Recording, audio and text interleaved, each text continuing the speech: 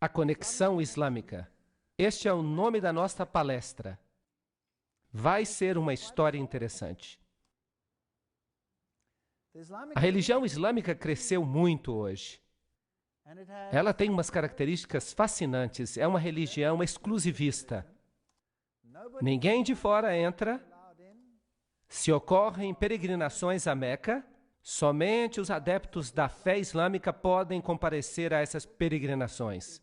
É uma religião exclusivista. O evangelismo é totalmente proibido nas nações islâmicas. Essa religião tem total domínio dos territórios que ela controla. Agora, o que é o Islã? Agora, eu conheço muita gente da fé islâmica. Como professor universitário, eu já lidei com muitos alunos que são islamitas. E eu posso lhes dizer que eu tenho muito respeito por eles.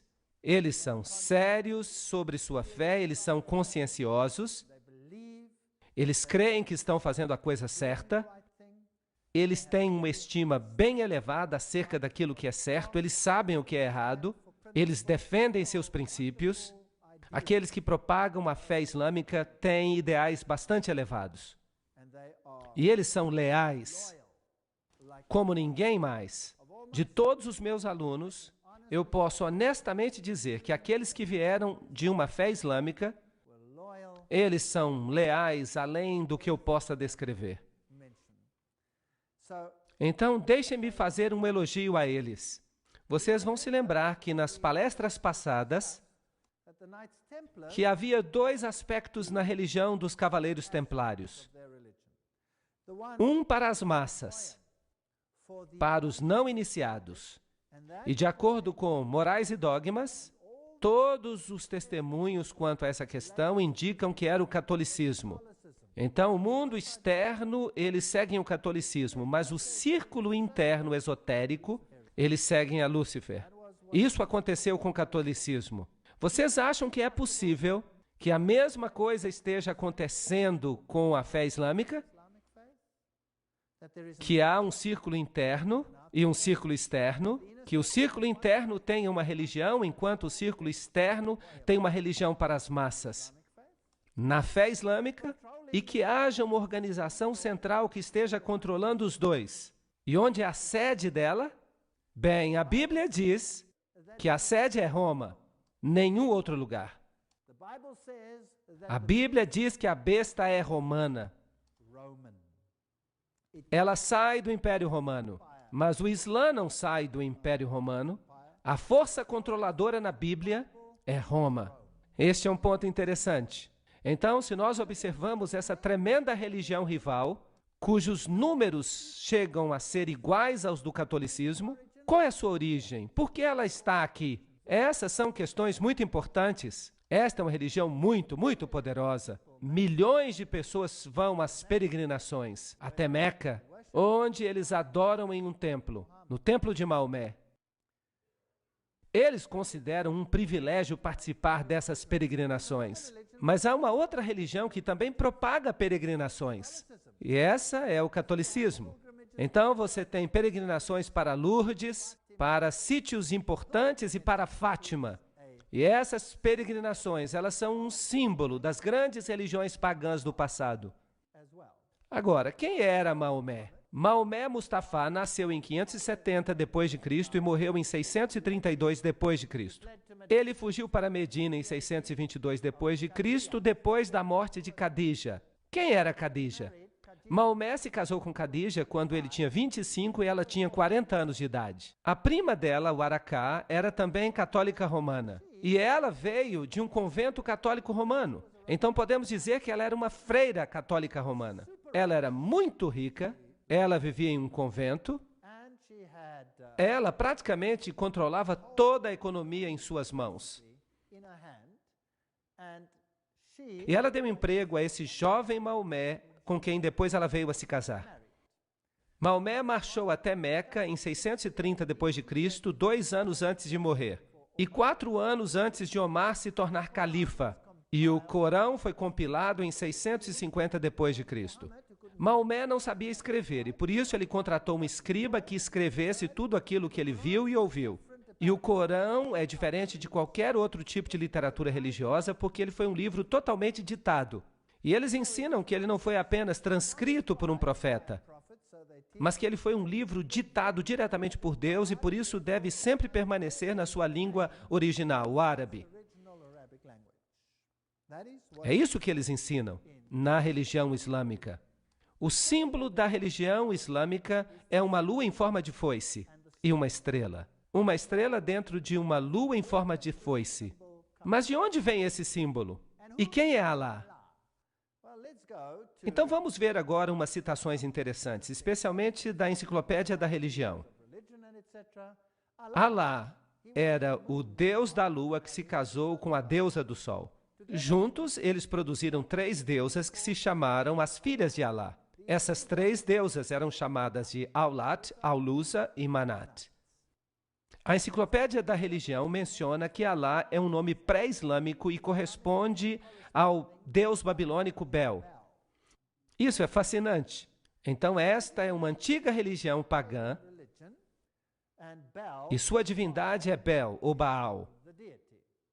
E nós lemos em Morais e Dogma, página 451, que a palavra árabe Aldebaran significa a estrela principal ou guia, e só poderia ter recebido este nome porque ela precedeu ou guiou todas as outras. O ano, então, abria com o sol em touro, e uma grande quantidade de esculturas antigas, tanto na Síria quanto no Egito, onde o touro aparece com lunetas ou chifres crescentes, e o disco do sol entre eles, são diretas alusões ao importante festival da primeira lua nova do ano. E havia por toda parte uma celebração anual do festival da primeira lua nova, quando o ano abria com sol, ou sol, e luna, ou lua, em touro. E aqui está o símbolo de touro. A combinação do crescente e do disco sempre representa a conjunção do sol com a lua. Isso significa basicamente que estamos lidando com 2 divindades, uma feminina e outra masculina.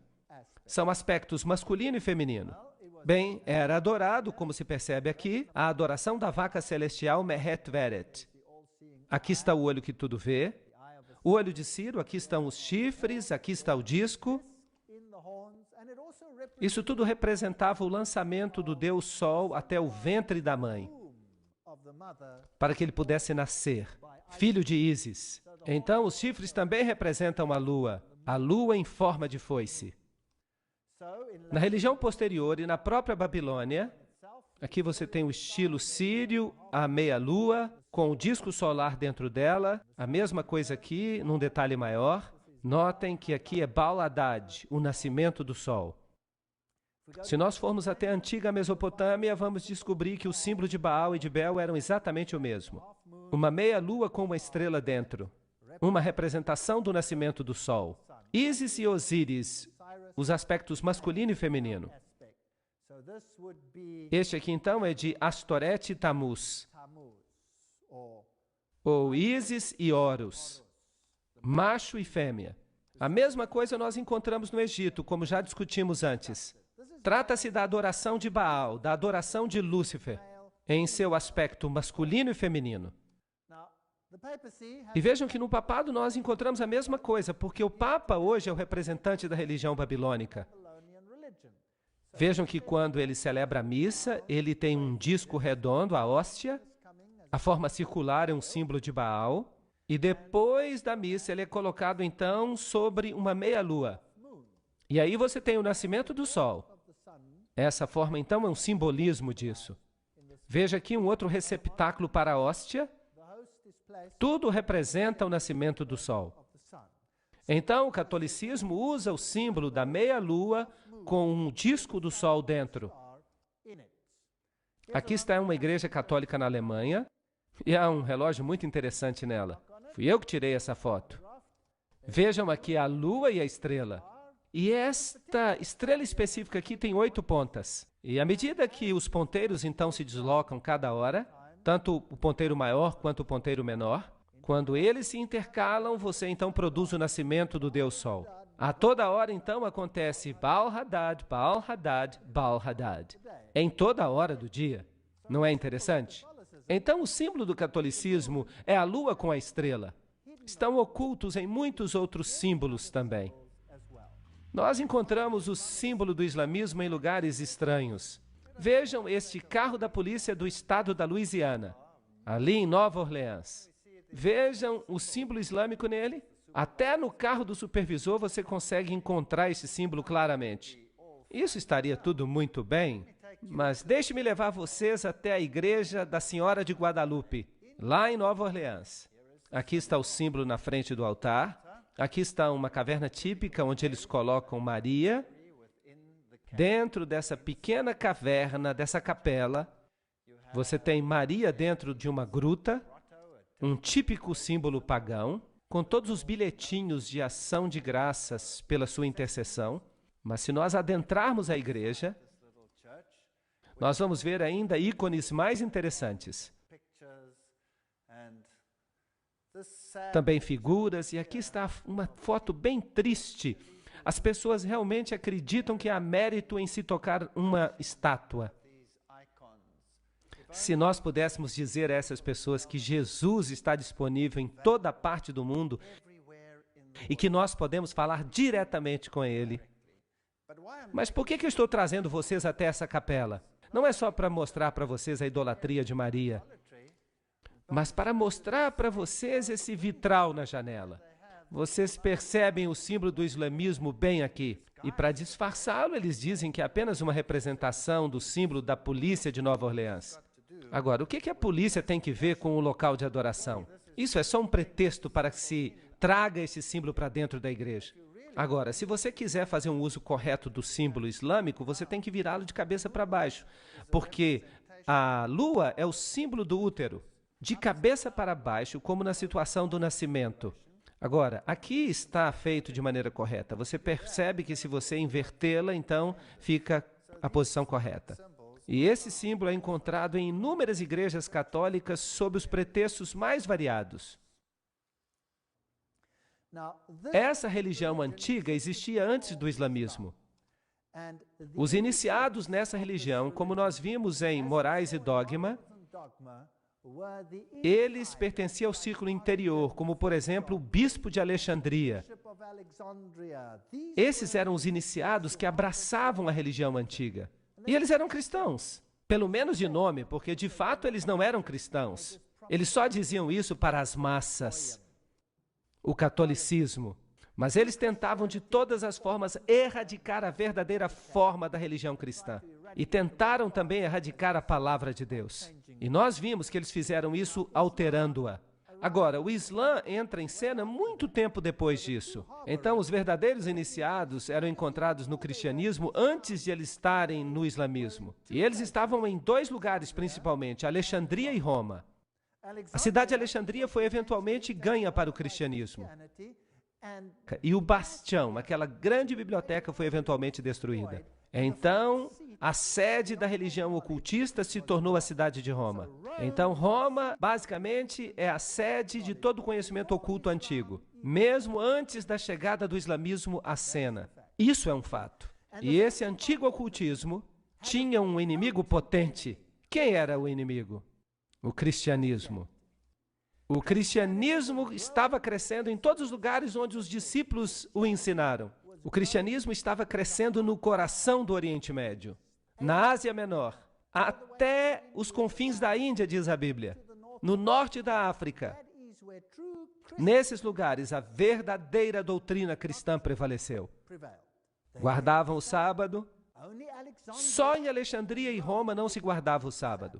Alexandria logo desapareceu como sede e o sábado não era guardado em Roma. É uma história interessante. Então, o símbolo que o catolicismo usa é a estrela e a lua em forma de foice. E notem que esta estrela é exatamente igual à que é usada no islamismo. Não é interessante? Eu fico imaginando quem fez a outra surgir. Obviamente, quem veio primeiro faz surgir quem veio depois, e não quem veio depois faz surgir quem veio primeiro. Não está certo? Então, no catolicismo, nós encontramos uma meia-lua, uma lua em forma de foice com as divindades dentro. E nós descobrimos que Maria se torna a substituta de Jesus como mediatriz de todas as graças. O único mediador do cristianismo é substituído por Maria. Aqui neste mosteiro católico, Cristo coloca a cruz de espinhos na cabeça de Maria e ela tem os buracos de prego na mão. E sempre representam a Maria saindo de uma caverna. Os antigos deuses sempre saíam de cavernas. Loyola, o jesuíta, recebeu toda a sua informação numa caverna. E é interessante que Maomé também recebeu toda a sua informação em uma caverna. Isso é paganismo. Isso nada tem que ver com o cristianismo. E nós vemos nos países islâmicos, esta daqui, há uma estrutura estranha aqui e uma estátua de Maria sobre ela. Maria teria feito uma aparição ali como uma pequena gazela. Mas antes de o rei a abater, a gazela se transformou em Maria, que lhe disse que construísse ali um mosteiro. E ele fez isso. Aqui está o mosteiro, bem no alto de uma colina. Agora, eu sempre fico interessado quando encontro um mosteiro no alto de uma colina, porque as colinas elevadas eram o lugar de adoração do paganismo. Era onde faziam os sacrifícios aos deuses pagãos. É interessante que todas as catedrais do mundo foram construídas em locais pagãos. Até mesmo o Vaticano. O Vaticano foi construído num lugar pagão de adoração. Nada mudou. Então, quando eu cheguei até este lugar, no Oriente Médio, então eu comecei a procurar pelos lugares antigos de adoração e eu estava certo. Aqui, por exemplo, estão os 3 arcos. Isso significa que havia sacrifícios antigos aos deuses pagãos aqui. E é interessante que Maria está sempre numa caverna. Em Fátima, ela está numa caverna. Em Lourdes, ela está numa caverna. E o Papa faz visitas a essas cavernas. E ele adora nessas cavernas. Assim como Osíris representava o sol no folclore egípcio, Ísis representava a lua. Mas a verdade é que Osíris representa o macho, os poderes ativos e generadores da natureza, enquanto Ísis representava os poderes femininos passivos ou prolíficos. Então isso tudo é um tipo de adoração à natureza. E essas pessoas ficariam felizes na Gruta da Boêmia, adorando as árvores. A revelação templária identifica Ísis como a Madonna Negra. A autoridade para fazer isso vem do antigo líder do priorado de Sião. O culto da Madonna Negra é central para o priorado de Sião. Para eles, pelo menos, não há dúvida alguma sobre o significado da Madonna Negra. Osíris, vejam vocês, era branco e preto. Ele era adorado como negro e adorado como branco. E Maria é adorada como uma Madonna Negra e uma Madonna Branca. Então nós temos todas essas nuances interessantes. Os hititas também usavam o símbolo da meia-lua e da divindade solar. E este símbolo é usado hoje nada mais, nada menos do que pelas Nações Unidas. Vamos fazer uma viagem até um país islâmico hoje.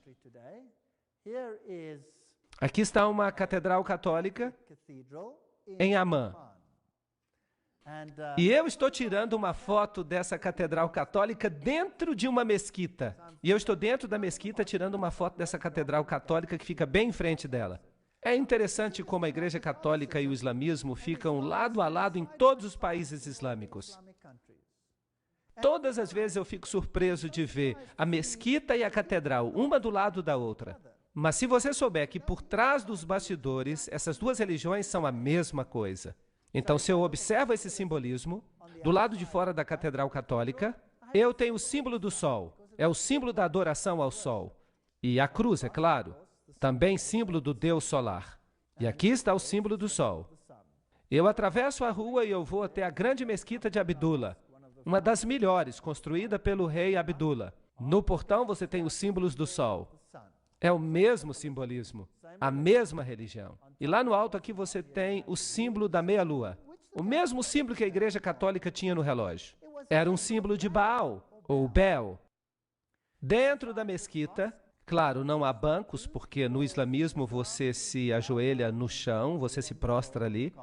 E se você observar essa cúpula gigantesca, você percebe os raios do sol. É um edifício magnífico. As roupas islâmicas, você pode olhar para as velhas freiras católicas e vocês vão perceber que as roupas são idênticas. As freiras católicas usam a mesma roupa que as mulheres islâmicas usam, aquelas que pertencem à fé ortodoxa. Aqui está a grande mesquita de Damasco, fascinante. Dentro da mesquita Lá dentro há este altar.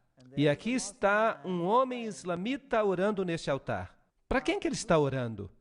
Será que é para Alá? Não. Ele está adorando uma relíquia dos mortos.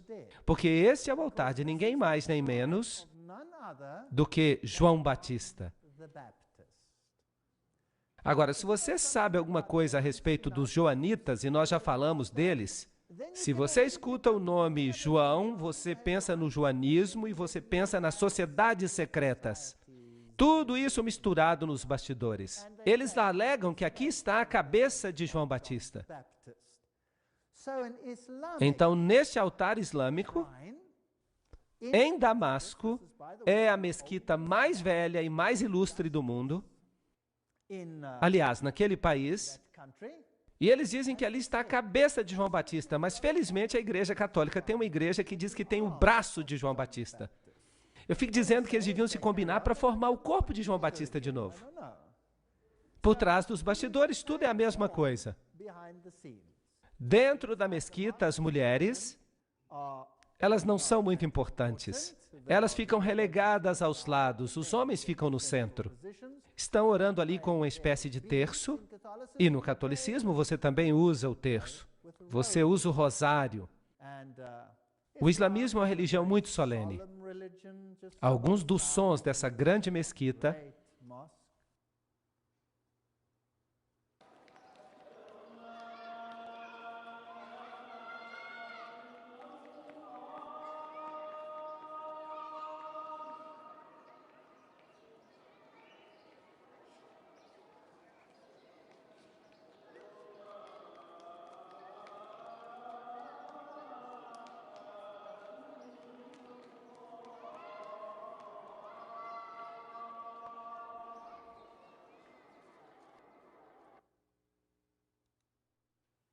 Que outra grande religião tem um sacerdócio exclusivo dos homens? A Igreja Católica Romana. Tudo é o mesmo. E aqui você tem a mesma posição no mundo islâmico. O olho que tudo vê do islamismo. Esta é uma estrutura muito proeminente que é usada em todo o islamismo. E você não vai encontrar um único táxi sequer num país muçulmano que não tenha um olho que tudo vê. Usado como proteção. E é claro que também é usado no catolicismo. Ele está no dólar americano e em todos esses lugares interessantes. Aqui está o olho de Hathor, o olho de Osíris. Aqui ele está num templo egípcio, num púlpito da Igreja Católica, outro numa catedral católica. O autor maçônico Carl Clary escreve: este é um dos mais antigos e mais difundidos símbolos que representam a Deus. Nós o encontramos no Egito, na Índia. O olho aberto do Egito representava Osíris. Na Índia, Siva é representado por um olho. E a enciclopédia da maçonaria diz que o olho que tudo vê é um importante símbolo do Ser Supremo, tomado emprestado pela maçonaria da antiguidade. No mesmo princípio, os egípcios representavam Osíris. Então, o islamismo usa este símbolo e o catolicismo usa este símbolo. Só estou fazendo algumas comparações. Para os antigos egípcios, o olho direito simbolizava o sol e o olho esquerdo a lua. Vejam aí de novo os dois aspectos da divindade solar. E Bailey, então, menciona que o olho de Deus é Shiva, ou Siva, o destruidor. Lembre-se que Shiva é o deus hindu equivalente a Osíris. Shiva é também sinônimo de Satanás. Será que é possível que as duas religiões, no seu círculo interior, adoram o mesmo Lúcifer, mas que a massa externa não saiba nada sobre isso? Mas quem é Baal? De acordo com a enciclopédia da maçonaria, quando os israelitas faziam uma de suas apostasias periódicas para a idolatria, Baal parece ter sido um dos seus ídolos favoritos. Em Tiro, Baal era o sol e Astarote a lua. Então nós temos toda a evidência que eles sabiam bem o que estavam fazendo. Não há nenhuma contradição aqui, pois Sete é o demônio egípcio e Shiva é o deus hindu da destruição. Os dois nomes, Sete e Shiva, são listados na Bíblia satânica como outro nome de Satanás. E Helena Petrovna Blavatsky afirma: agora temos que lembrar que Siva, Shiva, o Baal palestino, Moloque e Saturno são idênticos. Será possível que essas duas religiões tenham o mesmo mestre por trás dos bastidores e que as massas estão sendo enganadas? assim como acontece no catolicismo, são ótimas pessoas, mas são mantidas na ignorância. E a sinceridade dos muçulmanos, ainda que enganados, desviados, porque fazem parte das massas, catecúmenos. Helena Petrovna Blavatsky liga Sete a Satanás, Hermes, o deus da sabedoria, também chamado Tote, Tate, Sete e Satã. E no Antigo Egito, Sete era adorado com rituais obscenos e homossexuais. E eles construíram templos nos quais eles realizavam esses ritos homossexuais. Por exemplo, o templo de Luxor. Agora, eu tenho muitos slides do templo de Luxor. Eu fui lá e eu tirei muitas fotos naquele templo, mas eu não posso mostrar para vocês, porque são fotos bem safadas. Alguém aqui já foi até Luxor? Quando você chega a Luxor e vai para o muro, você descobre que o falo era muito importante. E as fotos não devem ser mostradas. Eu as tenho, mas eu não vou mostrar para vocês. Este é um antigo sítio pagão. O templo de Luxor é uma das grandes relíquias dos tempos antigos. Bem, aqui está a entrada. Oh, e o que é aquilo? Isso é uma mesquita. Onde que essa mesquita foi construída? Será que você quer dizer que a mesquita foi construída no templo de Luxor? Será isso possível? Então vamos dar uma olhada mais de perto. Sim, aí está ela. Ela está dentro do templo de Luxor. O que isso diz para você? Se você tivesse que construir uma igreja cristã hoje, será que você escolheria o antigo templo de Baal e construiria sua igreja dentro dele?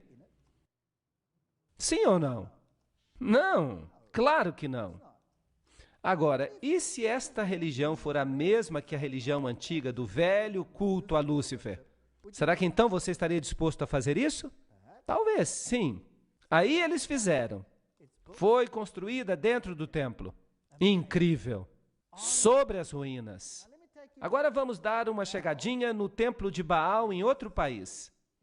No Líbano. Aí está ele.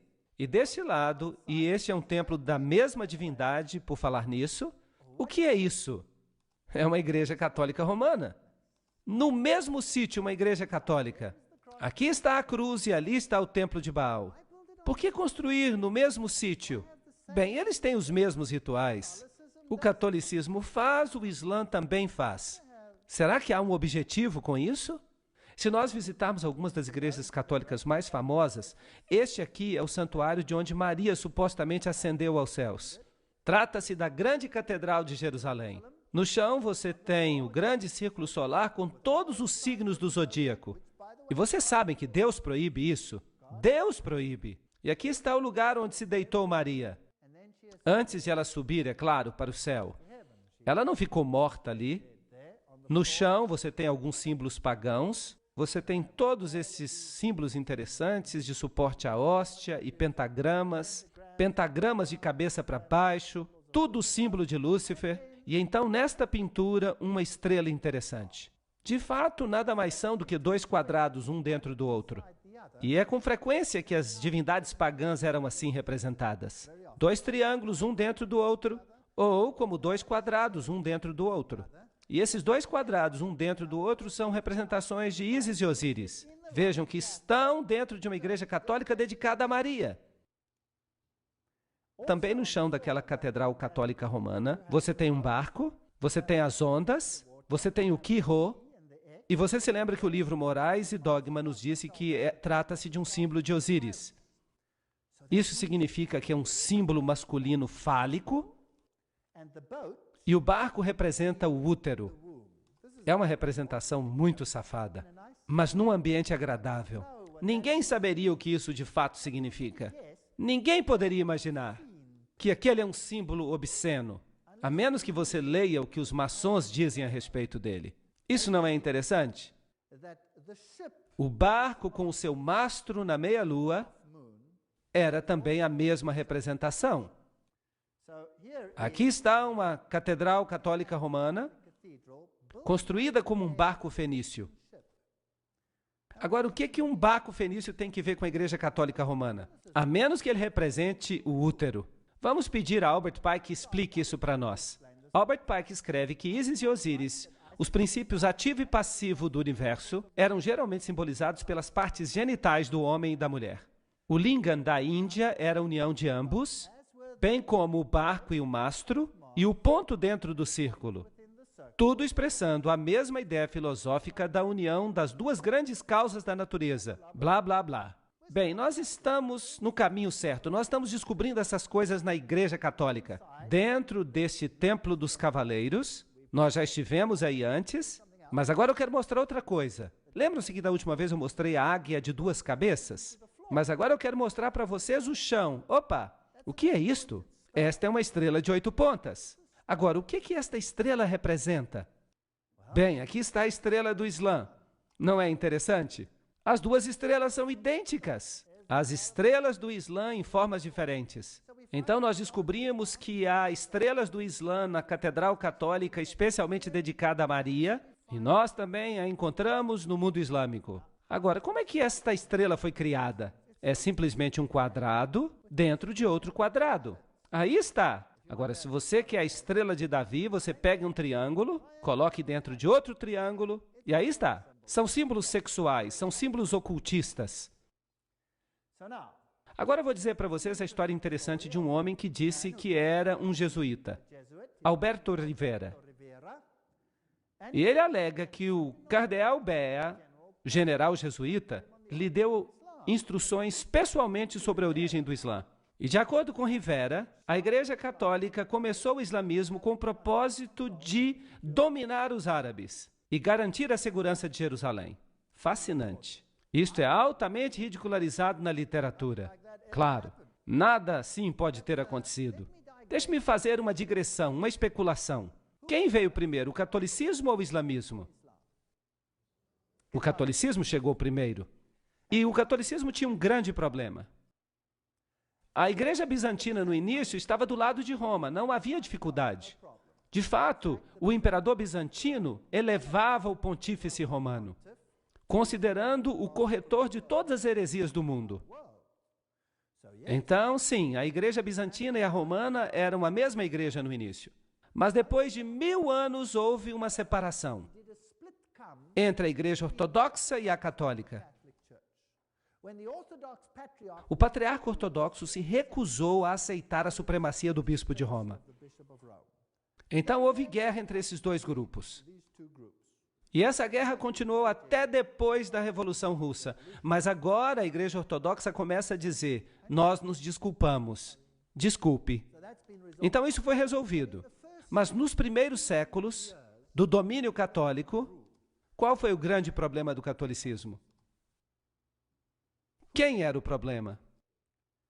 Os verdadeiros cristãos. Os verdadeiros cristãos, porque o cristianismo tinha se espalhado no Oriente Médio.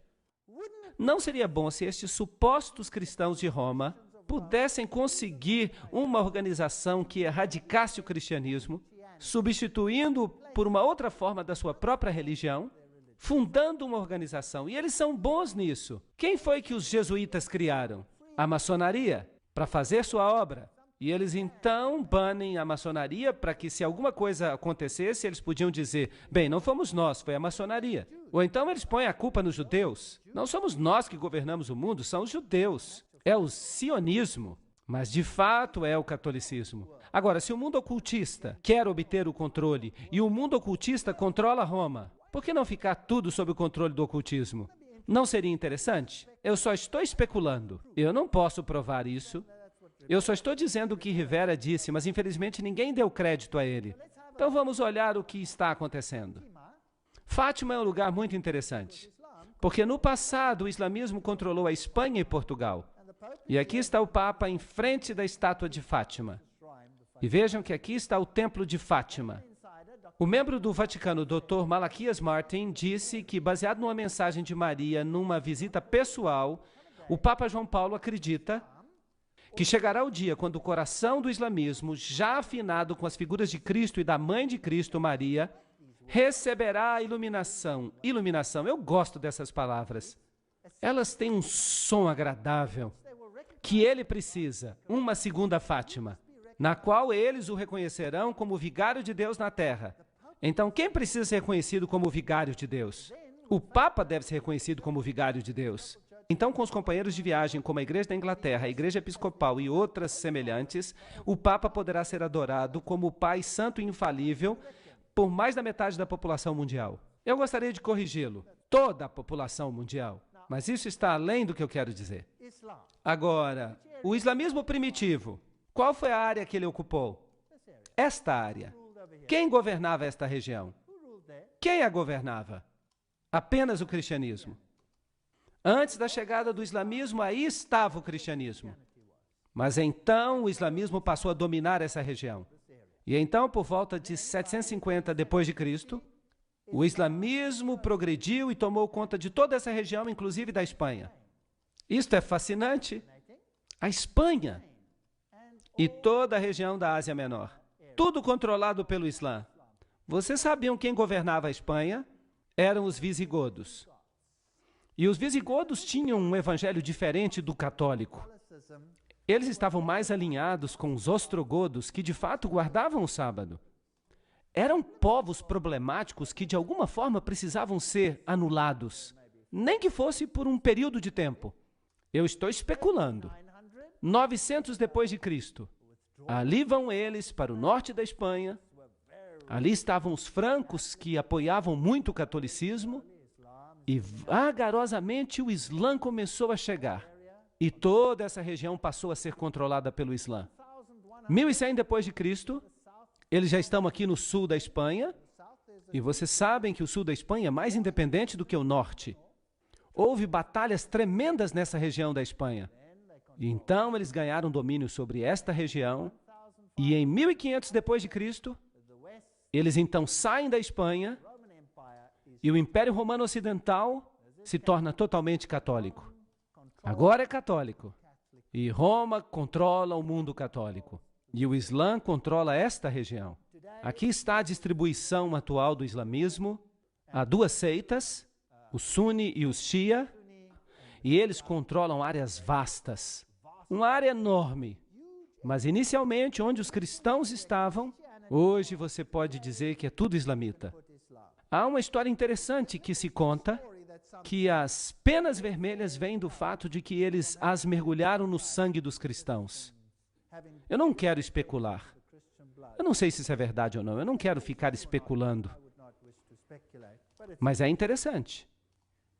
Lembrem-se que Gary H.K. fala das antigas religiões de mistério, sob o controle dos maçons e dos Illuminati e do Concílio Mundial de Igrejas. Mas e se os verdadeiros místicos que controlam o cenário estão de fato em Roma? Mas e se eles controlam tudo, inclusive esta outra religião, através de pessoas de dentro? E se você monta o quebra-cabeças, com todas as referências que existem, há laços íntimos entre os templários e as sociedades secretas do islamismo. Os ismaílis, os karmatitas, os fatimitas, os drusos e os assassinos. Agora, os assassinos são interessantes. Eles estão dispostos a se matar para que possam obter alguma vantagem. Eles explodem a si mesmos para destruir outras pessoas. Será que há algo assim hoje em dia? Sim, então nada mudou. A história se repete mais uma vez. Agora, quem eram essas sociedades secretas que estavam mancomunadas com os templários? Ou será que os templários as controlavam? Quem sabe? Vamos ler alguma informação sobre os assassinos. Os graus dos assassinos são os seguintes. Primeiro, o grão-mestre, conhecido como Sheikh al-Jabbar, ou o Velho da Montanha. Em segundo lugar, o Daí Kebir do Grande Priorado. Em terceiro lugar, os iniciados Dais. Em quarto lugar, os Rafiks ou associados. Em quinto, os Fadais ou devotos. Em sexto, os Lassiques ou irmãos da lei. E, finalmente, as pessoas comuns, que deveriam ser simplesmente instrumentos cegos. Isso soa familiar? A pobre massa cega, os catecúmenos. Planos contra a religião não eram, obviamente, admitidos pela ordem. A conformidade estrita ao Islã era exigida de todas as fileiras mais baixas dos não iniciados, mas o adepto aprendia a distinguir o engano da fé e das obras. Nós estamos falando de países inteiros, sujeitos a essas pessoas de dentro, que usavam seus habitantes como gado humano. Você não sente pena deles? Como nós também temos que ter pena de nós mesmos? porque nós também temos sido enganados. Então, com o incentivo do paraíso, os assassinos alistaram instrumentos para sua obra criminosa e estabeleceram um sistema de assassinato organizado com base no fervor religioso. Nada é sincero e tudo é permitido. Essa é a base da sua doutrina secreta. E os jesuítas têm a mesma doutrina hoje em dia. Esta era concedida a poucos e ocultada sob o véu da mais austera religião e piedade, restringindo a mente sob o jugo da obediência cega. Pobres coitados, enganados pelos agentes satânicos. Também havia os fatimitas, que assumiram o controle. O fundador da dinastia fatimita dos califas foi um tal Ubaidallah, conhecido como Mahdi. Suas sociedades de sabedoria foram instituídas em Cairo. Darul Qimat, ou a Casa do Conhecimento, pelo califa número 6, Hakim, que foi canonizado como Deus após a sua morte, é adorado até o dia de hoje pelos drusos. Sob a direção desse homem, a grande loja do Cairo foi formada pelos fatimitas, e continuaram o plano de Abdullah. Ali havia 9 graus, seu método de enlistar os prosélitos, seu sistema de iniciação, blá, blá, blá, são absolutamente os mesmos usados por Weishaupt, o fundador dos Illuminati. Então não há diferença entre Roma e essa gente. É a mesma organização. Será possível que eles estão usando tese e antítese já por milhares de anos? Para extirpar o remanescente do cristianismo? Mais tarde, quando a Igreja Ortodoxa se separou, o que eles fizeram? Eles criaram um império chamado Império Otomano. E eles então entraram e eles mataram os sérvios, que eram ortodoxos. E eles mataram os romenos, que eram ortodoxos. Eles estupravam as mulheres, jogavam as crianças aos ares e as aparavam com a ponta da baioneta. Dizimaram todas as áreas ortodoxas. Incrível. E aqueles que conseguiram escapar para o norte e para a Rússia, não escaparam à espada do comunismo. A Lenin e seu bando de assassinos. Tem havido uma guerra religiosa desde a morte de Cristo. E quem está sendo destruído? As almas dos homens. Aqui estão os homens do Islã. Quem são os de dentro? Quem são esses ayatolás? Será que o mundo deveria ter medo? Eles querem que o mundo tenha medo. Você tem tese e antítese. Nas guerras mundiais, eles disseram, a ameaça é o comunismo. Eles queriam que você sentisse medo, para que você pudesse aceitar quaisquer mudanças necessárias para vencer a ameaça. E agora usam isso como a próxima ameaça, para criar a síntese que desejam. Vão esfregar as duas, uma religião contra a outra. A cultura dos judeus e dos cristãos, a cultura do Islã, vão esfregar uma na outra para que elas se destruam mutuamente, até que nada sobre, até que haja síntese. E então você vai ter uma religião mundial. E Lúcifer vai ficar alegre porque ele será o rei. Não foi isso que Albert Pike disse? O que ele ia fazer? Uau! Quem são esses homens do Islã? Eu já falava desse homem muito antes que alguém descobrisse que ele era um maçom do grau 33.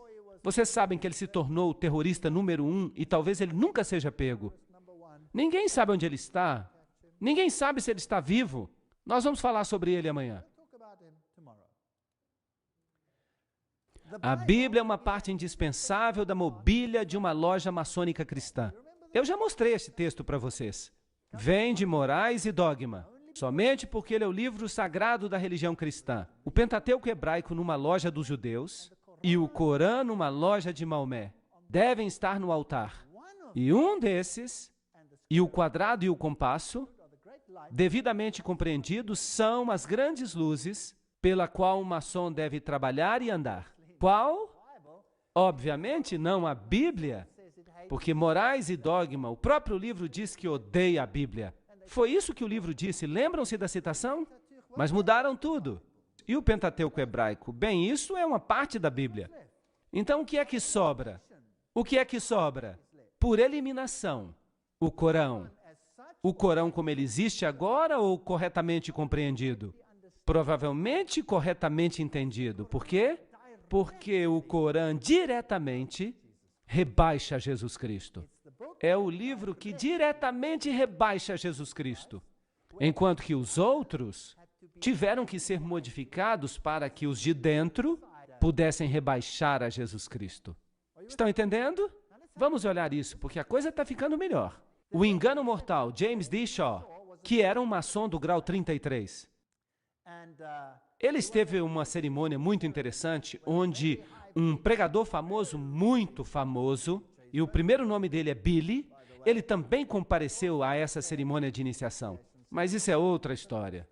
Grau 33, cavaleiro comandante da corte de honra, o mestre da adoração do passado, loja azul, mestre do conjunto passado de todos os ritos escoceses, é isso que ele era. E ele explica alguns dos rituais. O engano mortal, de James D. Shaw, a cerimônia de iniciação ao grau 33. O juramento é selado ao se beber vinho dentro de um crânio humano. Que este vinho que eu agora bebo se torne um veneno mortal para mim, como a cicuta bebida por Sócrates, se algum dia de minha vontade eu violar este voto. Um membro vestido de esqueleto coloca seus braços ao redor do candidato, que então declara, e que esses braços frios para sempre me envolvam, se algum dia de minha própria vontade eu violar este voto. Aí está a cerimônia de iniciação do grau 33. Mas há uma outra. Cada um de nós recebeu, juntamente com o anel do rito escocês, a cópia do livro de Albert Pike, Morais e Dogma. Você só recebe isso quando você entra para o grau 33. Eles nos disseram que este livro era a fonte da maçonaria e seu significado. Eles também nos disseram que ele jamais deveria sair de nossas mãos e de que arranjos deveriam ser feitos para que, no momento da nossa morte, ele fosse devolvido ao rito escocês. Felizmente, eu não tive que passar por este processo, mas eu tenho um livro destes. É muito útil. O que é que isso tem que ver com o Islã? Aí está o grau mais elevado da maçonaria. O que acontece aí, então? De novo, o engano mortal. O rito escocês inclui 29 graus além da loja azul, culminando no grau 32. O rito de York tem o equivalente aos 29 graus do rito escocês, e quando se avança neste caminho, se chega ao grau de cavaleiro templário. Então, o rito de York leva você até os cavaleiros templários, e o outro até o grau 32, o rito escocês. Além disso, o altar, uma ordem árabe antiga, dos nobres do altar místico, encontra-se disponível aos maçons de grau 32 e aos cavaleiros templários que desejam participar. Então, a ordem mais elevada está disponível para que os membros dessas altas ordens se tornem participantes do altar. Agora, os membros do altar são da ordem árabe, e isso serve para os protestantes. É aí que a conspiração engrossa. Vocês acham que há uma ligação entre a maçonaria, os templários e o Islã? Entre o cristianismo e o Islã? Bem, eu acho que sim.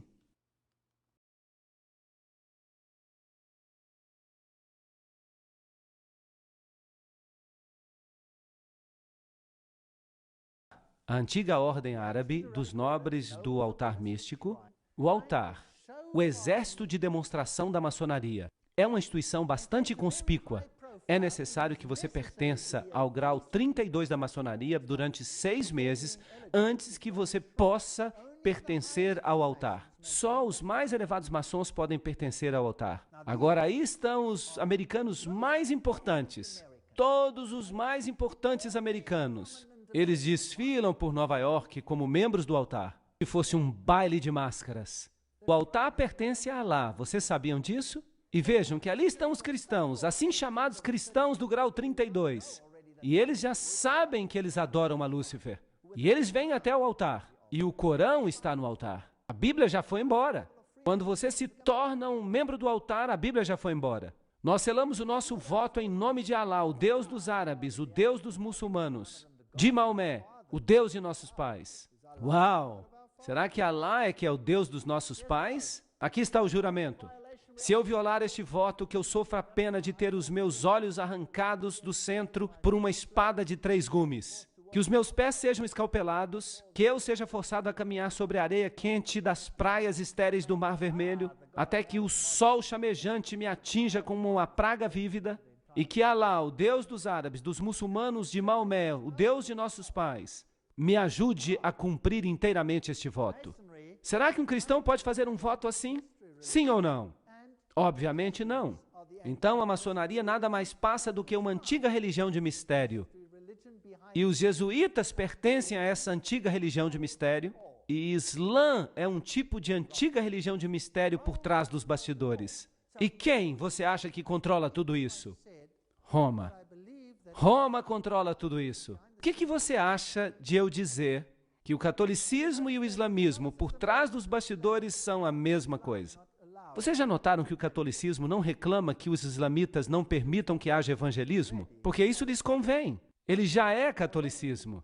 Mas quando o evangelismo acontece em países não islâmicos e alguns católicos se convertem, então acontece um grande drama. Não é interessante? Esse é um padrão duplo que é difícil de entender, a menos que você olhe nos bastidores. Então há todas essas salas egípcias, há uma sala assíria, e aqui está uma loja maçônica, uma reunião de uma loja maçônica em Cairo. E o presidente Gamal Abdul Nasser, o presidente Nasser, de 1954 a 1970, e Anwar Sadat, de 1970 a 1981, eles eram todos membros da AEO, a antiga Ordem dos Egípcios, e da ANOMS, a Ordem dos Nobres Árabes do Altar Místico. Então, não é interessante que eles trabalhem tão bem assim por trás dos bastidores?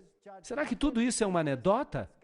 Aqui está o juiz Hagbed Idris, ex-governador e grão-mestre soberano, comandante da Ordem Egípcia. E aí você tem o seu simbolismo. E foi um maçom mesmo que me mostrou isso. Ele me disse que lá no Líbano, todos os grandes figurões do islamismo são maçons. Ele mesmo era maçom. Bem, vamos até este templo maçônico, em Oklahoma. O que nós estamos vendo aqui? Nós vemos um símbolo, e nós vemos símbolos árabes, e nós podemos ver um fez, um fez, um fez e um fez. E é claro, Mosla, muçulmano Alá. Então a maçonaria, na sua ordem mais elevada, adora Alá, que de fato, diretamente é Set, a soma da lua com as estrelas. Bem, Arthur Edward Waite diz, Babel representava um esforço maçônico. O que será que isso significa? Vamos nos aprofundar nessa história. Nós já vimos isso antes. A Torre de Babel. É assim que a Torre de Babel se parecia. Esta é a aparência provável da Torre de Babel. Notem que ela era construída sob a forma de espiral. E há inúmeras representações que você encontra na literatura. Aqui está outra representação. A Torre de Babel. Notem o formato de espiral. Até o topo. Há várias representações. Espiral, espiral, espiral. Circular. Esta aqui é estranha. Mas são todas espirais. Ela provavelmente era assim. Então, ela era um esforço maçônico. Isso não é interessante? Vamos olhar esta foto de novo. Em um país islâmico, Maria em cima de uma espiral. E aqui temos, Salve Rainha Santa. Estão vendo este círculo com um ponto dentro? Vocês se lembram o que Albert Pike disse que isso representava? Era o princípio gerador. Como o barco e o mastro. A mesma coisa. Usavam este símbolo para Maria. Aqui há outro lugar. Você percebe isso aqui? Ali está ela. África do Sul. Ela está no espiral. O que é isso? É a Torre de Babel. Veja uma vista da frente. Esta aqui foi tirada no Líbano. Eu mesmo tirei a foto. No Líbano. Aí está ela, no topo da Torre de Babel. Quem vai ser a rainha da Nova Babilônia? Maria. Mas quem é Maria? Maria Isis. Será? Aqui está a igreja onde está a estátua dela, sob a forma de um barco fenício. Dá para ver a silhueta dela na janela.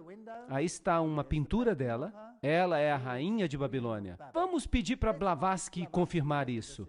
Doutrina secreta. A humanidade se tornou a serpente de Gênesis. E assim causa toda hora e todo dia a queda e o pecado da Virgem Celestial. E então, a Virgem Celestial se torna a mãe dos deuses e dos demônios ao mesmo tempo, pois ela é a divindade amorável e benéfica para todos aqueles que tocam a sua alma e coração. Eis aí a doutrina secreta. E continua, Lúcifer é a luz celestial e terrestre. Ele é o Espírito Santo e Satanás ao mesmo tempo. Então, Satanás e Maria são a mesma coisa. E no livro Isis Desvelada, de Blavatsky, ela diz que Isis, a egípcia, é a mesma coisa que o seguinte: A Santa Ísis, Mãe Universal, a Mãe dos Deuses, a Mãe de Horus, a Alma Máter do Universo, a Virgem Sagrada da Terra, a Mãe de todas as virtudes, a Ilustre Ísis, Espelho da Justiça, Lótus Sagrada, Astarote, Rainha dos Céus, modelo de todas as mães, Ísis, a Mãe Virgem. E ela continua. No hinduísmo, a mesma coisa. A Santa Nari, Mariama, interessante. A mãe da fertilidade perpétua, a mãe do Deus encarnado, a mãe de Krishna, a virgindade eterna, todas as mesmas características. A lista inteira. E então nós vamos para Ísis. E aqui está a litania da Igreja Católica. Mesmo livro. O livro Doutrina Secreta. Aliás, Ísis Desvelada. Santa Maria, Mãe da Graça Divina, Mãe de Deus, Mãe de Cristo, Virgem das Virgens, Estrela da Alvorada, muito interessante. Rosa Mística, Rainha dos Céus, todos os mesmos títulos. Ísis Maria. Notem que vem de Ísis Desvelada, de Helena Petrovna Blavatsky. Ela mesma está falando. Quando Cirilo, bispo de Alexandria. Bem, o que você poderia esperar? Claro que tinha que ser Alexandria. Abertamente abraçou a causa de Ísis, a deusa egípcia, e a antropomorfizou para se tornar Maria, a mãe de Deus. E a controvérsia trinitariana tinha acontecido. Naquele momento, a doutrina egípcia da emanação do Deus criativo, de Emeft, começou a ser torturada de milhares de modos, até que os concílios concordaram com a adoção dela como ela agora se encontra. Aí está, o bispo de Alexandria transformou Ísis em Maria. Então é o mesmo velho culto. Então, se você entrar numa catedral católica ou num santuário de Maria... Eu tirei esta foto na Europa. Esta é bem recente. Eu tirei esta foto há 5 semanas. Uma foto novinha. Ficou legal.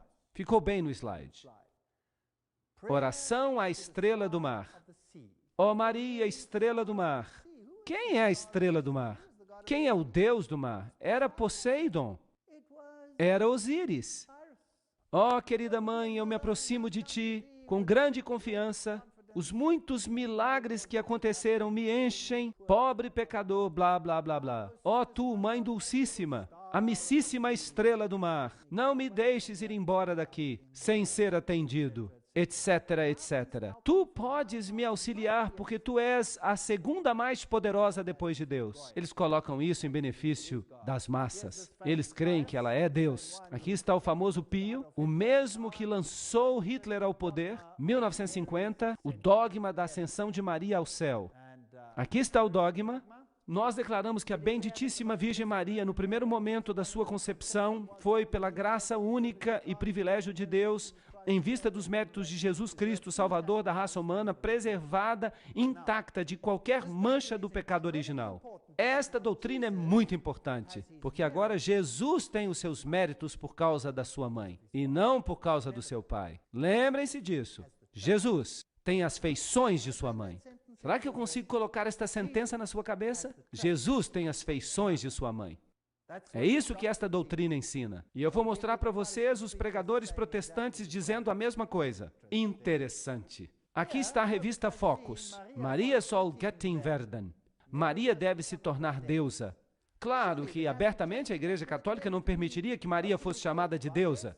Weiblich Gottheit. Mulher deusa? Absolutamente. Por que não? Milhões de católicos americanos querem fazer de Maria uma deusa. O cardeal John O'Connor e o Papa João Paulo II, um grande mariólatra, não se opõem a essa ideia. Aí está, Maria é Deus. Claro que ela é Deus para os iniciados. Porque Helena Blavatsky disse o quê? Que ela é Lúcifer. Ela é Lúcifer. Muito bem. É por isso que a versão King James diz em Gênesis 3,15: E eu porei inimizade entre ti e a mulher, e entre a tua semente e a semente dela. Ele ferirá a tua cabeça e tu ferirás o calcanhar dele. Nem a Bíblia Padrão Revista ousou mudar isso. Gênesis 3,15: Porém inimizade entre ti e a mulher, e entre a tua semente e a semente dela. Ele ferirá a tua cabeça e tu ferirás o calcanhar dele. Mas os católicos não gostam do texto assim. E a Dwight Himes, que é a Bíblia Jesuíta Online, diz: eu porei inimizades entre ti e a mulher, entre a tua semente e a semente dela. Ela ferirá a tua cabeça, e tu espreitarás o calcanhar dela. Agora é Maria que esmaga, não é mais Jesus. Eles mudaram. Aqui está a fotografia de uma aparição de Maria em Zaitun, no Egito. Então os muçulmanos viram isso. E aqui está um livro fascinante. A rainha de Roma, a rainha do Islã, a rainha de todos. Será que estamos falando da mesma religião? Vamos dar uma olhada. Vamos dar uma olhada nesta página católica da internet. Hearts Are. A doutrina católica romana com respeito a Maria. Esta é a doutrina deles, não sou eu falando. A única, santa, católica e apostólica igreja, dirigida pelo bispo de Roma, sucessor de Pedro I Papa, sempre venerou a Santíssima Virgem Maria, inclusive a sua impecaminosidade. Pois a igreja segue a Escritura, especialmente o Novo Testamento, que ela mesma compilou tão perfeitamente quanto ela segue a sua tradição. Pois eis que todas as gerações hão de me chamar de bendita. Lucas 1,48. Este ainda é um documento católico. Não é surpresa que a mulher triunfe sobre o dragão vermelho, pois as Escrituras dizem isso desde o início. Lembrem-se de Gênesis 3,15, que declara: e estabelecerei inimizade entre tu e a mulher, entre a tua semente e a dela, ela há de esmagar a tua cabeça. Que versão estão citando? A versão católica jesuíta. Uau! Isso é interessante. Vamos continuar. Vem da mesma página da internet. A Mary, a mulher das Escrituras e mãe dos homens, que guarda os mandamentos de Deus e mantém a verdade com respeito a Jesus. Essa declaração é interessante. Nós vamos fazer uma comparação mais tarde que vai ser muito divertida. A ela a igreja aplica as lindas palavras de sabedoria. Ela, o brilho que radia da luz eterna. Ela, o espelho inconspurcado da majestade de Deus. Porque Maria é cheia de graça. A igreja, através do Papa Pio IX, declarou-a como concebida de forma imaculada, sem pecado. Isso é muito importante. Maria passou a ser considerada Imaculada Conceição como resultado de suas aparições em Lourdes em 1858. Ela é imaculada, então Jesus é sem pecado por causa dela, não por causa de Deus, por causa dela. A Imaculada Conceição, ou melhor, o Coração Imaculado, Enciclopédia Católica, livro 6, página 965. Ela declara que coração, no sentido bíblico, significa pessoa interior. Portanto, a Igreja Católica diz que os bispos unidos deveriam consagrar o mundo ao seu coração imaculado. O mundo inteiro deve ser consagrado ao coração imaculado. Isso é fascinante. Vamos ler mais. Sua importância excepcional foi confirmada, além disso, pela aparição de Maria em Fátima. Agora temos uma ligação interessante. Vocês já viram o inferno. Então, nós chegamos àquelas visões, nós já discutimos as visões do inferno. A Rússia, então, seria consagrada. E João Paulo II, ela não mencionou o nome dele, mas dizem que é ele quem vai sofrer, e ele é o terceiro, e que todo mundo será dedicado ao seu coração imaculado. E Maria, então, declara em Fátima que a Rússia se converterá. E o resumo da história é que o mundo será salvo pelos filhos de Maria, aqueles que se devotaram ao seu coração imaculado. Isso é muito fascinante. Vamos ler um artigo dessa mesma página da internet, uma página da Igreja Católica. E o seu autor é o famoso bispo Fulton Sheen. Vamos tentar descobrir alguma coisa ali. O artigo se chama Maria e os Muçulmanos e é encontrado no relatório Mizzensi, páginas 1 a 3, da Fundação do Cardeal Mizzensi, que considera o assunto excepcionalmente importante. E o bom bispo diz: o Corão, que é a Bíblia dos muçulmanos, tem muitas passagens que falam sobre a bendita Virgem. Em primeiro lugar, o Corão acredita em sua concepção imaculada e também no seu nascimento virginal. O seu nascimento virginal. Notem bem, o seu nascimento virginal. Vocês perceberam isso? Ela foi concebida imaculadamente e a mãe de Maria era estéril. Quem se tornou, portanto, o Salvador? Uma contrafação de Jesus Cristo. Esta aqui. Isso é uma afronta. O terceiro capítulo do Corão coloca a história da família de Maria em uma genealogia que volta até Abraão, Noé e Adão. Quando alguém compara a descrição do Corão do nascimento de Maria com o Evangelho apócrifo, quem é que diz que os evangelhos apócrifos devem ser aceitos como canônicos? Quem diz isso? O Vaticano disse isso no Concílio de Trento. Nesse evangelho, fica-se tentado a crer que Maomé dependeu muito de seu nascimento. Vocês sabem que Maomé era casado com uma freira católica? Toda a família dela era católica. E ele recebeu a sua doutrina diretamente do abismo sem fim. Não é isso que a Bíblia diz? E essa doutrina começou a se espalhar. E usaram o Islã primeiramente para neutralizar o cristianismo, e então o espalharam ainda mais tarde para se livrar dos inimigos de Cristo, para se livrar dos seguidores de Cristo, e então para se livrar de todos os inimigos de Roma. Os dois livros descrevem a velhice e a indubitável esterilidade da mãe de Maria. Isso não é fascinante? José perguntou como ela havia concebido a Jesus sem pai. E Maria respondeu: você não sabe que quando Deus criou o trigo, ele não teve necessidade de semente? O Corão tem versos sobre a anunciação, sobre a visitação, a natividade. Anjos são representados como acompanhando a bendita mãe e dizendo: ó Maria, Deus te escolheu e te purificou e te elegeu acima de todas as mulheres da terra. Percebem as ligações? Quem criou quem? Será que o catolicismo criou o Islã ou quem sabe o Islã criou o catolicismo? Não pode ser, porque o catolicismo existia antes do Islã. A mesma doutrina. Há uma defesa tão forte da virgindade de Maria aqui no Corão, que o quarto livro atribuiu a condenação dos judeus à sua calúnia monstruosa contra a Virgem Maria. E agora fica melhor ainda. Então, o bispo diz, as duas maiores religiões do mundo creem na fervorosa devoção a Maria e consideram as suas virtudes em alta estima. Os muçulmanos e os católicos compõem cerca de 2 bilhões de pessoas juntos. Eles estão no controle. Tudo de que eles necessitavam era da Igreja Ortodoxa, e agora eles já a têm. E é também verdadeiro que inúmeros protestantes consideram Maria com grande favor. É melhor desistir da religião, pessoal, se você quer fazer parte do clube. Ou então, nós veremos. A grande Madre Teresa declarou este ponto quando ela resumiu a questão nas seguintes palavras, simples e diretas: sem Maria não há Jesus. Uau! Ok. O reconhecimento da concepção imaculada pelo mundo fará com que haja uma relação mais íntima entre as grandes denominações cristãs, católicos e ortodoxos, e também entre o cristianismo e o Islã. Que tipo de síntese eles querem? A união das religiões. O que a maçonaria ensina? Jesus, o filho de José, o Senhor, o Messias e seus apóstolos, e depois destes Maomé, o filho de Abdillah, com sua lei, que é a lei do Islã, e os discípulos da verdade seguiram a lei do Islã. Os discípulos de quê? Da verdade. Seguiram o Islã.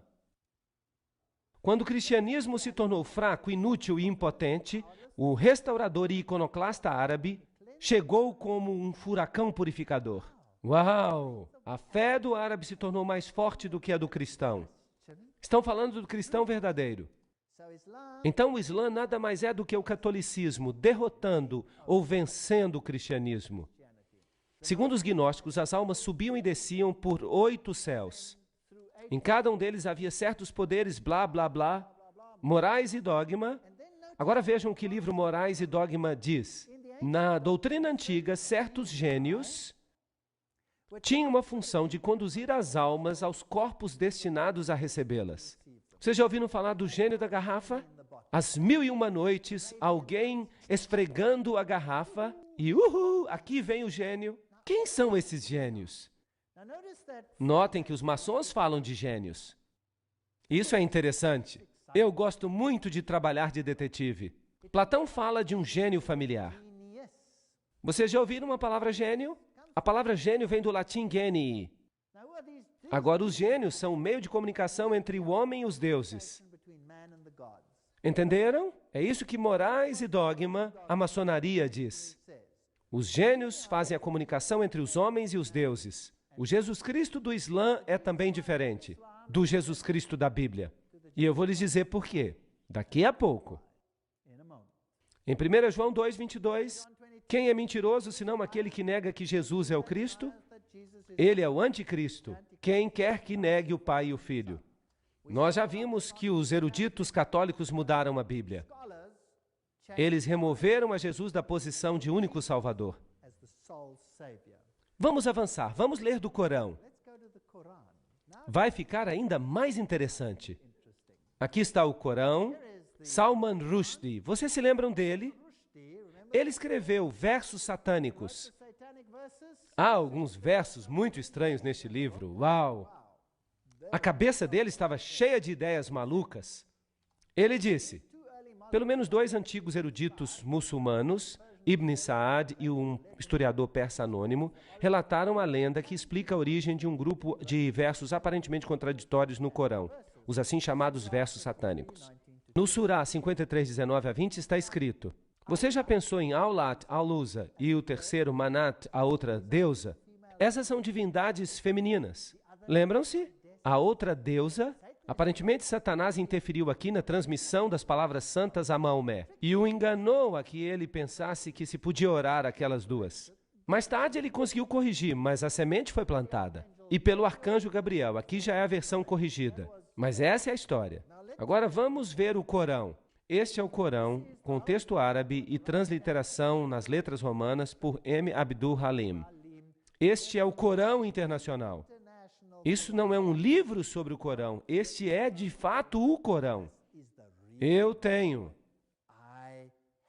E essa é uma explicação dada pelos principais estudiosos do próprio Corão.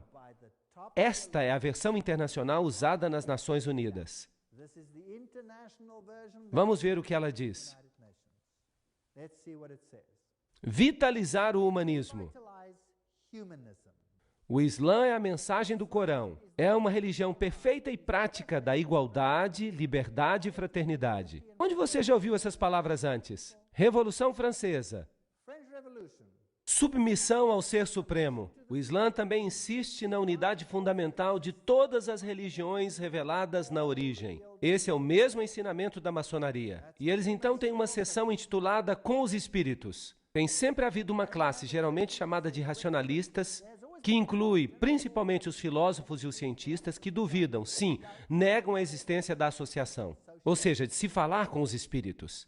Enquanto, por outro lado, aqueles geralmente chamados de espíritas, que incluem principalmente os santos, os sábios, os médiuns, eles têm certeza dos espíritos e da experiência espiritual. De vez em quando, muita fraude é praticada em nome do espiritismo, mas o Corão afirma a realidade de que uma aproximação entre os dois velhos partidos já está à vista. O Corão, então, diz que o espiritismo é permitido, mas o que a Bíblia diz?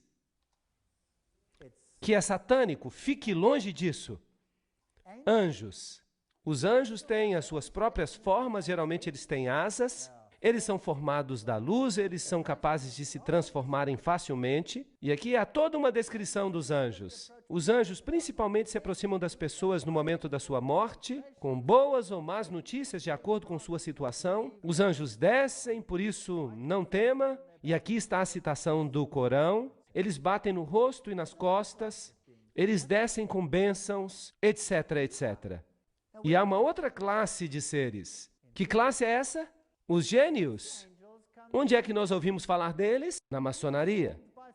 Perto dos anjos encontram-se os gênios, que são formados do fogo. Os mais conhecidos, Iblis ou Satanás. Está escrito assim no Corão, o cabeça desta criação. Eles tiveram contato íntimo com o profeta Salomão. Em outras palavras, Satanás é o cabeça dos gênios. E então os gênios são pessoas como Platão e outros. E então há os demônios. Esses são os vilões. Então, os gênios não são maus. E Satanás é o seu chefe. Não é interessante? Está no Corão. No Corão parece que os homens são superiores aos anjos e aos gênios. Eles seriam quase perfeitos. E eles falam então em períodos de 6 dias, e eles ensinam que nós existimos através da evolução. Agora vamos ver a doutrina de Jesus Cristo. Nós vamos ler sobre Cristo na Bíblia e no Corão. Mas o Corão diz, Cristo foi de fato salvo da indignidade da cruz. Cristo nunca morreu na cruz. É isso que o Corão ensina. Quem mais ensina isso? O Espiritismo. Os de dentro. Porque Cristo, lembrem-se, não morreu por vocês. Vocês se lembram que Hort falava a mesma coisa, aquele homem que criou o texto grego para as Bíblias modernas? Ele dizia a mesma coisa, que Cristo foi poupado. Como por um milagre de semelhança, alguém com as mesmas características foi crucificado pelos judeus, uma ilusão. Isso diz o Corão. No verso 157, e eles, os judeus, dizem em vanglória: nós matamos a Cristo Jesus, o filho de Maria, o apóstolo de Deus, no conhecimento de Deus. Mas eles não o mataram, nem o crucificaram. Eles só pensaram que fizeram isso. E aqueles que diferem e estão cheios de dúvidas, com nenhum conhecimento certo, mas somente com conjecturas a seguir. Mas com certeza eles não o mataram. O que isso nos diz? Jesus não morreu por você. Este é um ensinamento secreto satânico. Verso 158. Sim, Deus o resgatou para si mesmo, e Deus é poderoso e sábio. E não há ninguém do povo do livro que não deve crer nisso antes da sua morte. Então o Corão está diretamente contra Jesus Cristo, e os de dentro das doutrinas do mundo ocidental estão também diretamente contrários a Jesus Cristo, e também os jesuítas. Enquanto os judeus dizem que mataram a Cristo na cruz é um ponto cardeal da fé para as igrejas cristãs ortodoxas, que foi Jesus que entregou a sua vida na cruz. Ele foi enterrado após a crucifixão, e no terceiro dia ele ressurgiu, blá blá blá. Ele se encontrou com os discípulos e ele foi então levado corporeamente para o céu. De fato, esta é a crença que forma a base da doutrina teológica do sacrifício com sangue, da expiação vicária pelos pecados, que contudo está perdendo a sua força com a idade moderna, uma época de ação e retribuição. Esta não é a mesma coisa que Hort disse? Sim ou não? Há uma diferença entre os teólogos católicos e o Islã? Sim ou não?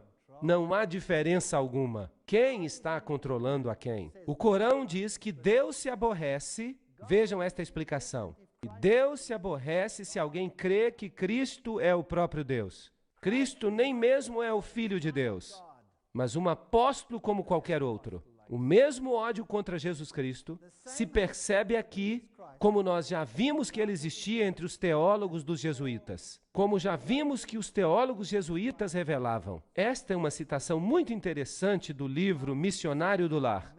Eu gosto desta citação.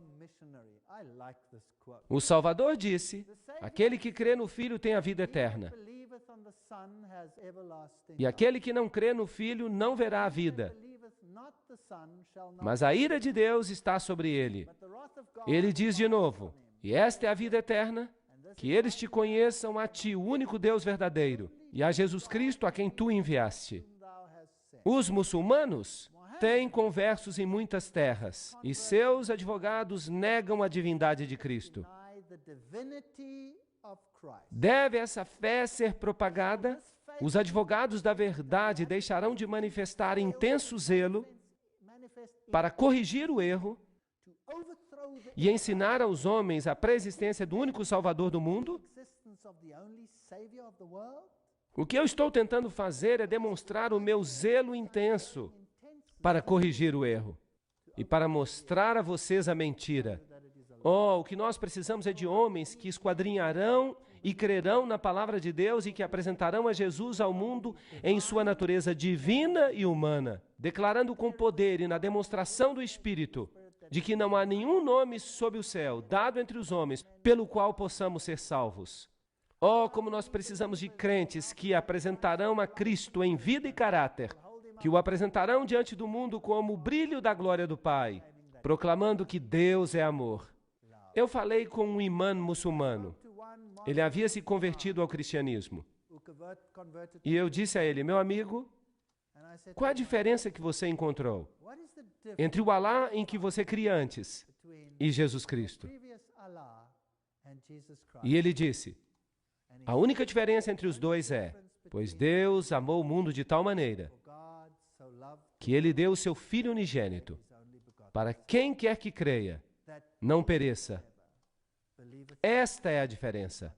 Alá é um Deus de guerra, um Deus de retribuição, um Deus que envia o seu povo à destruição, prometendo a eles virgens celestiais na vida após a morte, dando-lhes alegria no céu, mas um inferno na terra, e também um inferno no céu para todas as mulheres. E Jesus Cristo diz: todos somos iguais diante de Deus. Ninguém tem o direito de impor um caráter sobre as pessoas. Somos todos agentes livres diante de Jesus Cristo. Sim, está escrito: mulheres, submetei a vossos maridos. como no Senhor. Maridos, amai vossas esposas, como o Senhor ama a sua igreja. O meu Jesus é o meu marido numa alegoria. Ele nunca me forçou a fazer nada. Nunca Jesus me forçou a fazer qualquer coisa. Tudo que eu faço por Jesus, eu faço porque quero. Se eu quiser dizer a Ele, adeus, vou embora. Será que Ele vai me impedir? Será que um raio vai cair sobre mim e c'est fini? Não. Jesus é o ser mais fantástico do universo. Ele lhe concede total liberdade de escolha. Permite que você se decida por Ele ou contra Ele. Tudo que Ele tem em sua defesa é: quando eu for levantado, eu atrairei a todos os homens para mim. O amor é o caráter de Deus. E o amor é a única coisa que pode triunfar. De outro modo, nós teremos um inferno perpétuo. Alguém uma vez me perguntou, eu não vou dizer quem foi, mas me perguntaram, e se o outro lado ganhar? Você vai passar para o outro lado? Que pergunta estranha.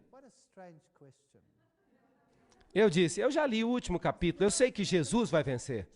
Mas mesmo que você tivesse a razão, mesmo que o outro lado vencesse, eu vou lhe dizer, eu preferiria morrer.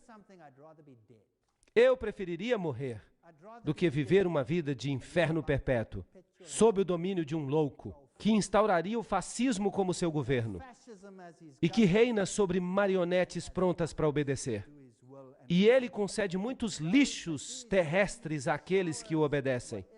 Mas o amor, que vem do livre-arbítrio, ele é incapaz de dar. Ele não tem poder para concedê-lo. Ele não tem nada para dar. Ele está falido.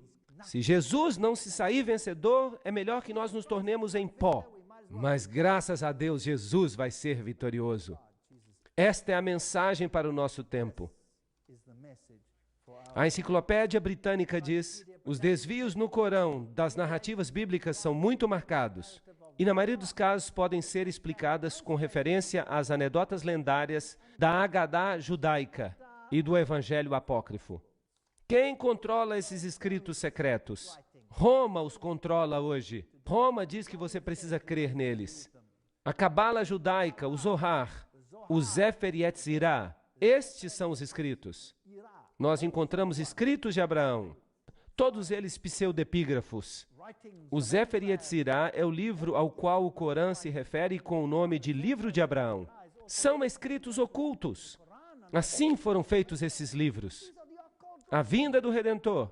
Vejam o que a Cabala fala. As calúnias abomináveis contra Cristo e o cristianismo ocorrem não apenas na Cabala, mas também nas edições anteriores do Talmud. Nele está escrito, neles, Jesus é chamado aquele tal, o tolo, o leproso, o enganador de Israel. São palavras terríveis, usadas para Jesus Cristo. O que faz este slide aqui? O Papa e o ator Jim Caviezel, que fez a parte de Cristo no filme A Paixão de Cristo, ajoelhado diante do Papa. Será que o Papa aqui está levantando o nome de Jesus Cristo? Será? Agora, se você observar com cuidado, é Maria que recebe toda a atenção. Pedro se ajoelha e pede a Maria perdão. Claro, se dissessem isso claramente, ninguém creria. Mas e se você apresentar uma versão para as massas? E então você os pega com uma teia religiosa, que no âmago não passa de uma mentira. E o pobre Islã?